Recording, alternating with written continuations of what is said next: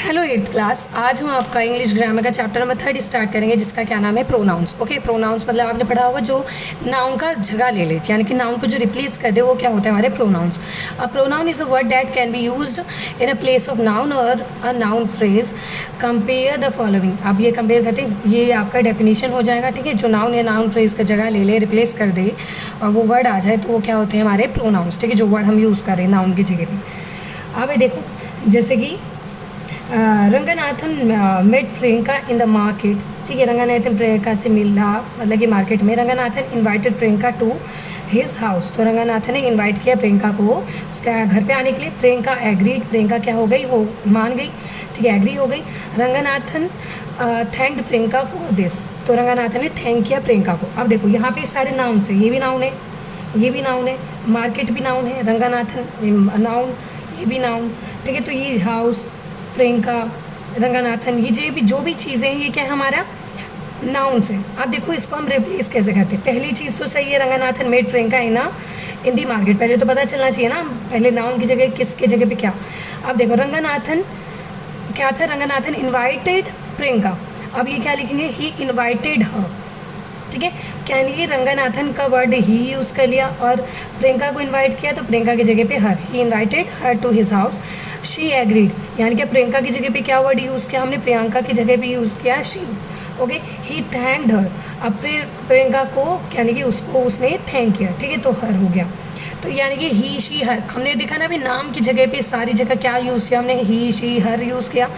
In the second set are use for the nouns Ranganathan and Priyanka, such word are called pronouns, ठीक है। वही जो चीज़ जो रंगनाथन और प्रियंका की जगह पे जो वर्ड हमने यूज़ किया, वो सारे क्या हो गए, प्रोनाउंस, क्योंकि हमने उन नाम को हटाकर ये वर्ड्स, वो वर्ड्स डाले जो जगह ले सकती थी, सुटेबल थी, तो वो हमारे क्या हो गए, प्रोनाउंस।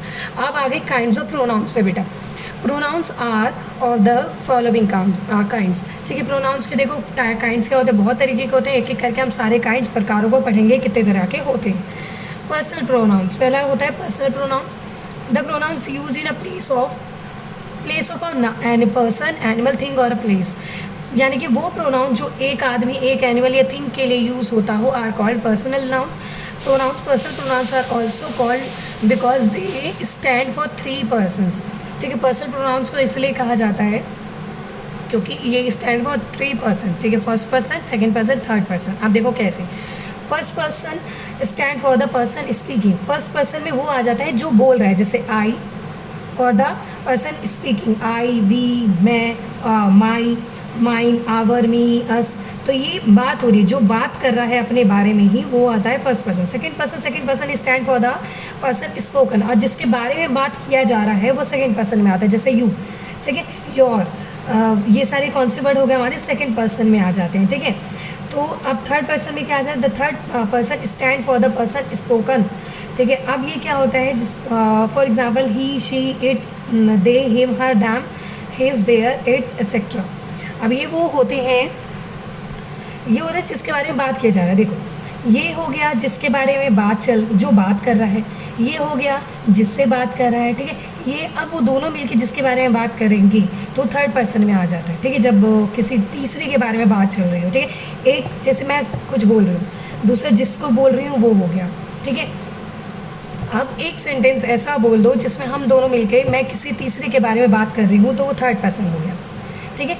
जैसे कि मैं बोली मैं जाती हूँ, खाती हूँ, ये कर रही हूँ, ठीक है, तो मैं कहूँगी तुम स्कूल आओगे, तो तुम, मैं किसी और से भी बात कर रही हूँ, ठीक है।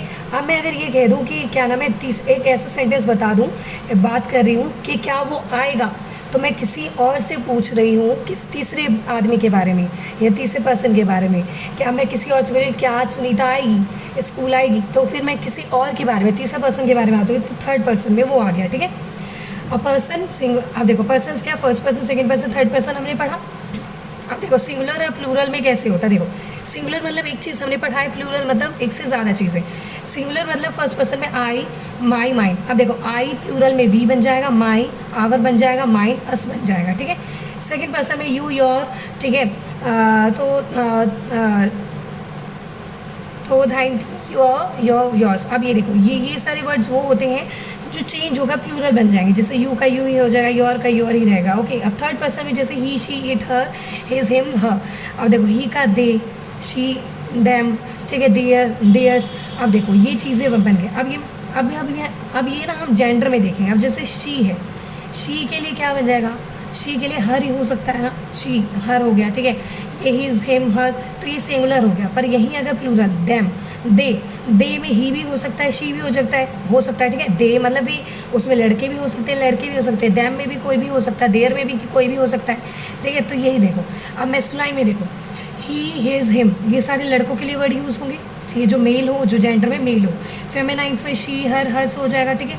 न्यूट्रल में इट्स हो जाएगा। बोथ, दोनों के लिए कुछ ऐसे होते हैं जो दोनों के लिए, आई, अच्छा है, I am going to school, लड़के भी होंगे वो भी यही बोलेंगे, और जो गर्ल्स होंगे वो भी I am going to school ही बोलेंगी, ठीक है। तो I, we, you, yours, our, us, तो ये वो होते हैं जो क्या कहते हैं, दोनों के लिए यूज़ हो सकते हैं, ठीक है। तो हमने नंबर्स में भी देख लिया और हमने जेंडर में भी देख लिया, ठीक है। अब आगे बढ़ते हैं, दूसरे टाइप में पढ़ेंगे हम। दूसरा टाइप कौन सा होता है, अच्छा एक केस है, कुछ केसेस है वो देख लेते हैं हम। Case, there are 3 cases of pronouns and pronouns, they show the relation of nouns and pronouns to their words in a sentence. आप देखो रिलेशन, नाउन और प्रोनाउन का रिलेशन बताने के लिए क्या वर्ड यूज है, देखो एक होता है nominative case, the pronoun which is subject of its clause takes the nominative case. Objective में क्या होता है, अब देखो subject of its clause, subject की तरह जो काम करे, नॉमिनेटिव केस हो गया। ऑब्जेक्टिव जो क्या करे, if the pronoun is an object, object हो तो क्या हो जाए, ऑब्जेक्टिव हो जाएगा, ठीक है। पॉसेसिव केस में if the pronoun is modifier, that is modifier the sense of another word, it takes the possessive case. अब ये मॉडिफायर, पॉसेसिव मतलब किसी पर्टिकुलर किसी चीज़ के बारे में बात करी हो, ठीक है। तो हमने पढ़ा था जो प्रीवियस आपका चैप्टर नंबर 2 है उसमें हमने पॉसेसिव पढ़ा था, ठीक है। तो इसमें हमारा क्या आ जाएगा, पॉसेसिव में आ जाएगा, ठीक है, ओके। हम देखते हैं इसमें कुछ एग्जाम्पल्स से आपको समझ आए। जैसे नॉमिनेटिव, जैसे आई, वी, ऑब्जेक्ट में मी, अस हो जाता है, पॉसेसिव में माई, मैं बता रही हूँ ना, मेरा, ठीक है, हमारा। तो पॉसेसिव जब पर्टिकुलर मॉडिफाई कर दे, हाँ ये हमारा ही है, ठीक है, ये मेरा है। और नॉमिनेटिव जब ऑब्जेक्ट की तरह काम, नॉमिनेटिव जब सब्जेक्ट की तरह काम करे, ऑब्जेक्टिव केस जब ऑब्जेक्ट की तरह, पॉसेसिव जब किसी को मॉडिफायर की तरह काम करे, एज अ मॉडिफायर हो, ठीक है। मॉडिफाई करें, हाँ पर्टिकुलर किसी चीज़ के बारे में बताए। तो फर्स्ट पर्सन में आई, वी, ये हमने पढ़ लिया। सेकंड पर्सन में भी यू, यूर, योर्स हो गया, ठीक है। दे थर्ड पर्सन में भी ही, शी, इट, दे हो गया। और इसमें ऑब्जेक्टिव केस में हो गया हर, हिम, इट, देम। पॉसेसिव में हर, क्या मैं बोलूँ कि वो किसका है, उसका, her, his, hers, its, their, उनका, ठीक है। तो ये पॉसेसिव केस, ऑब्जेक्टिव केस है, नॉमिनेटिव केस। जब सब्जेक्ट का काम करे, ऑब्जेक्टिव का काम करे, और जब सब्जेक्ट ऑब्जेक्ट एक modifier as a modifier work करे, किसी चीज़ के बारे में बताए कि उसका है, उनका है, मेरा है, ठीक है। तो ऐसे के लिए यूज़ हुए हो तो ये पॉसेसिव हो गया। अब हमारा रिफ्लेक्सिव प्रोनाउंस। रिफ्लेक्सिव प्रोनाउंस में क्या होता है बेटा,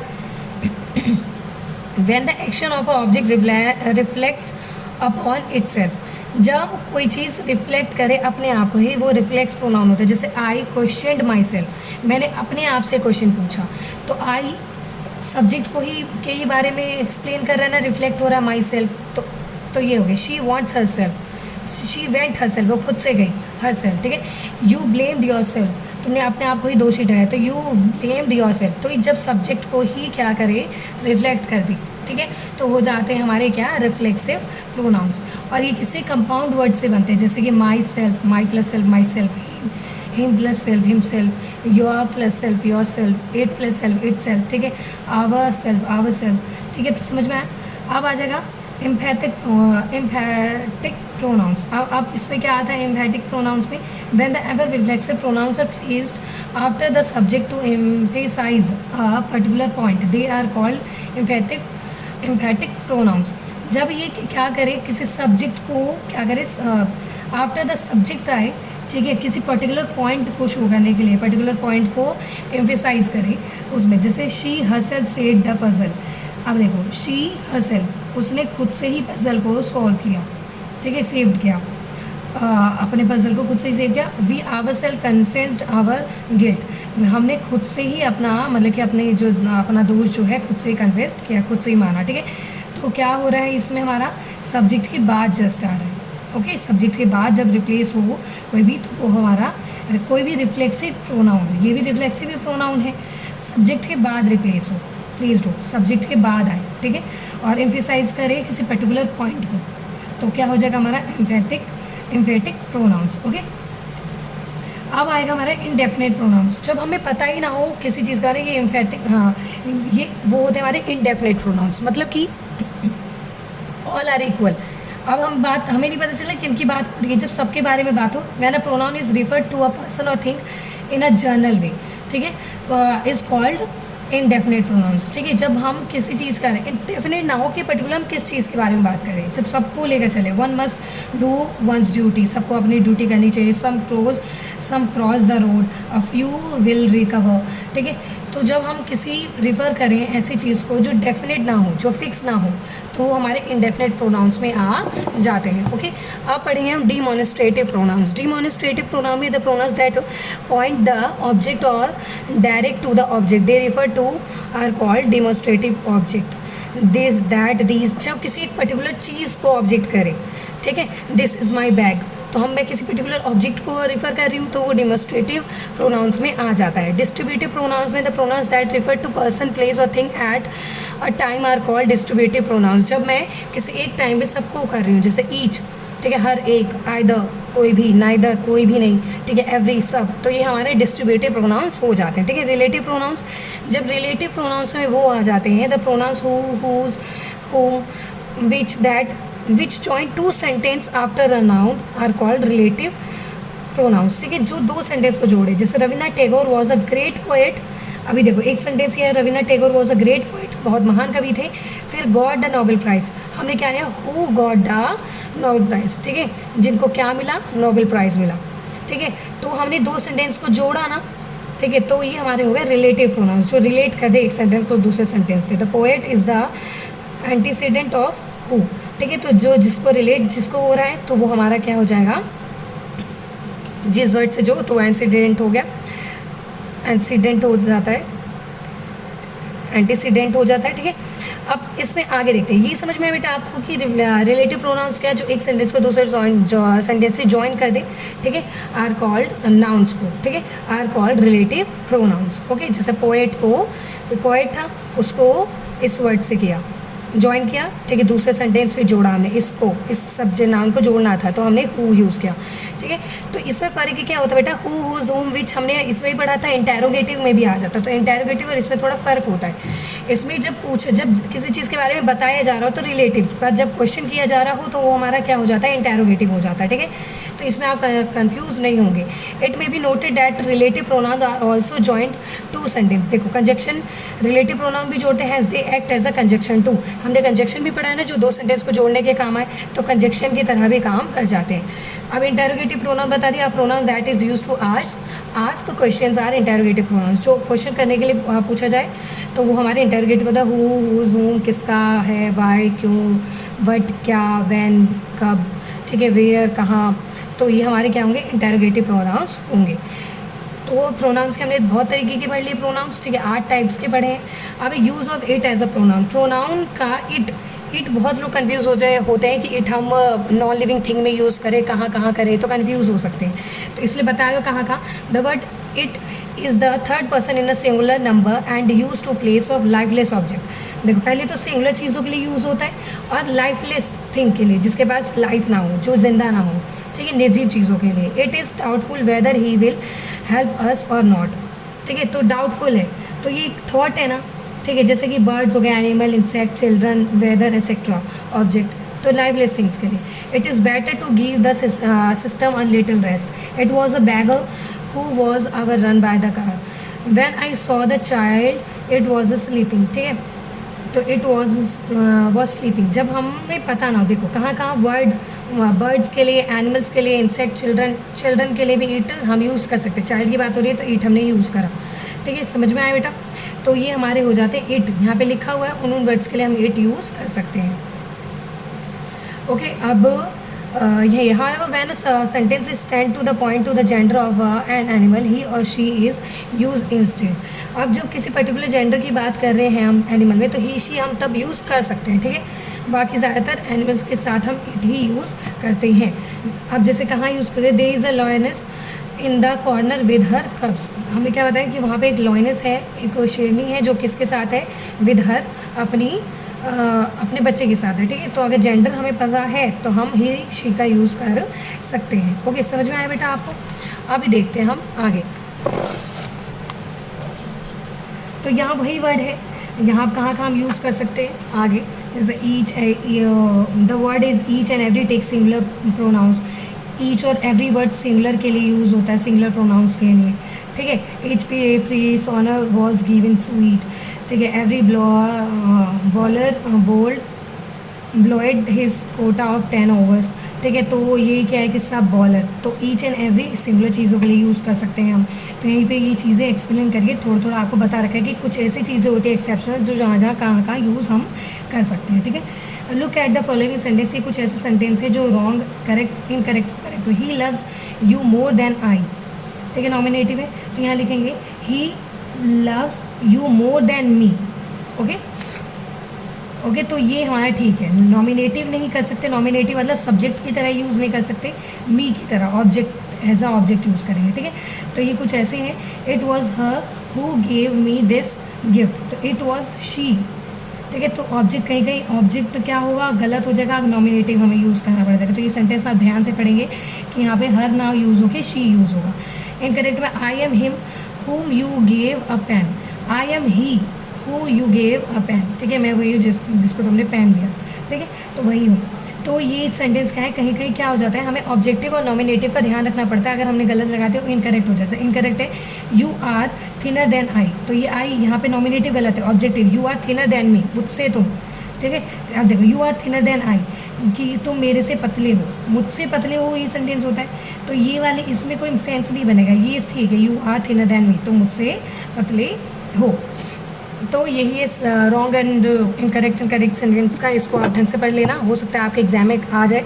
common errors in usages of pronoun, कुछ कॉमन एरर्स होते हैं जो प्रोनाउन को यूज़ करते हैं, जैसे myself, he and you went to market, myself, he and you went to the market. अब देखो myself, he and you went to the market, ये गलत है, you, he and I went to the market, ये ठीक है। Okay, तो यही कुछ ऐसी चीज़ें होती हैं जहाँ जहाँ हम कुछ अगर वर्ड यूज़ कर लेते हैं तो वो गलत हो जाता है। Every Hindu and every Christians did there duty for the country, यहाँ पे क्या हो जाएगा, every Hindu and every Christian did his duty for their, देखो क्योंकि अलग अलग बात हो रही है, एंड तो देयर नहीं, ठीक है। तो क्या यहाँ पे क्या वर्ड यूज़ होना है, हिज ड्यूटी, ठीक है। तो यही फ़र्क है। प्रियंका डांसेस बेटर देन हर, तो यहाँ पे क्या हो जाएगा, प्रियंका डांस मतलब कि ऑब्जेक्टिव की तरह नहीं, नॉमिनेटिव की तरह लेंगे, Priyanka dances better than she. Okay, तो हमारे ये इनकरेक्ट एंड करेक्ट ऐसे होते हैं। तो आप इस सेंटेंसेस को सारे ढंग से एक एक करके सेंटेंस को आप पढ़ेंगे, ठीक है। जैसे this is no business of you, ठीक है। तो अब योर की जगह पे यू, अब ये नहीं है, this is no business of yours, ठीक है, this is no business of yours, तो ये होता है। अब जैसे it is me who is at fault, it is I who is at fault, तो यहाँ पे क्या हो के ऑब्जेक्टिव ना होके नॉमिनेटिव आना है, ठीक है। तो हमें ऑब्जेक्टिव और नॉमिनेटिव का, नॉमिनेटिव सब्जेक्ट के जो कि कहाँ पर हम सब्जेक्ट जैसा कोई प्रोनाउन रख सकते हैं या ऑब्जेक्ट जैसा, तो हमें ये पढ़ना है। तो ये हमें पता होना चाहिए, ठीक है। तो ये कुछ कॉमन एरर्स हैं, ये आप ढंग से पढ़ेंगे। हो सकता है आपके एग्जाम आने वाले बेटा इसमें से हो सकता है कोई सेंटेंस आपको करेक्ट करने के लिए दे दिया जाए, तो आप इस सेंटेंस को प्रॉपर पढ़ेंगे, पूरा चैप्टर एक बार दोबारा से पढ़ेंगे, ठीक है। एक एक सेंटेंसेस को ध्यान में रखकर पढ़ेंगे, तो इसी के साथ बेटा आपका जो ये चैप्टर होता है फिनिश होता है।